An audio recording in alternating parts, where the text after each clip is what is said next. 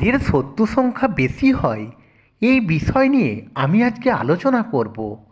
দেখুন, আঙুর ফল টক, নাচতে না জানলে উঠান বাঁকা। আপনি লক্ষ্য করলে বুঝতে পারবেন কোনো সাধারণ বা দুর্বল মানুষের প্রতি কারোর হিংসা থাকে না। তাহলে কাদের উপর থাকে? যারা এই পৃথিবীতে সফল বা প্রতিষ্ঠিত, সেই সকল মানুষের শত্রুর অভাব হয় না। একটা কথা বলবো, আপনার যদি ঘরে বাইরে শত্রু সংখ্যা বেশি হয়, তাহলে আপনি সঠিক পথেই হাঁটছেন। কারণ মানুষ কারোর উন্নতি দেখতে পারে না। আপনার উন্নতি হোক সেটা কেউ সহ্য করতে পারে না, জ্বলে মরে। হিংসা করতে দিন, জ্বলতে দিন তাদের। তারা আপনার কোনো ক্ষতি করতে পারবে না, সারা জীবন হিংসা করেই যাবে। সঠিক রাস্তায় গেলে মানুষ কুকুরের মতন ঘেউ ঘেউ করবেই, তাতে কান দেবার দরকার নেই।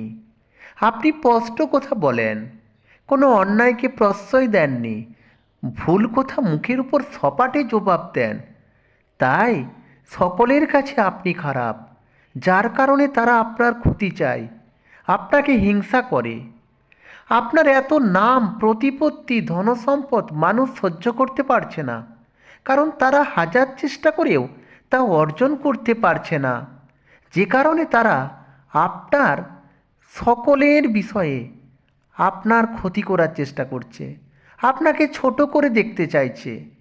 প্রতিটি ক্ষেত্রেই আপনার প্রতি হিংসা মনোভাব দেখায়। আপনি নিজেই নিজের কাজটা করে ফেলেন বলে তাদের এত বেশি জ্বালা। অন্যদেরকে বেশি গুরুত্ব দেন না, সে কারণে তাদের এত কষ্ট। তাই তারা আপনাকে পছন্দ করে না। আপনি দুর্বল হলে তাদের বেশ আনন্দ হয়।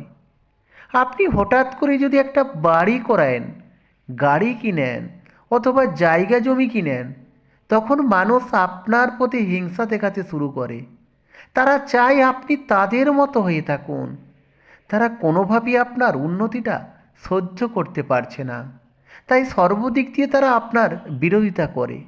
কিন্তু আপনি যদি তাদেরকে তোয়াক্কা না করে এগিয়ে যান, তাহলে আপনার কেউ ক্ষতি করতে পারবে না।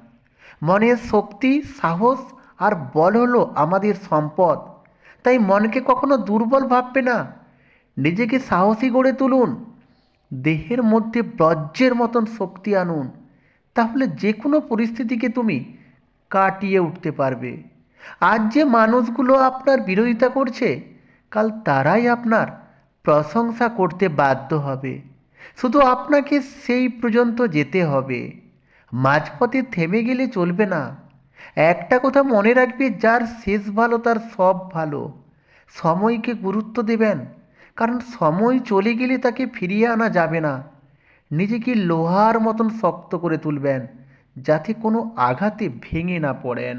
ধন্যবাদ।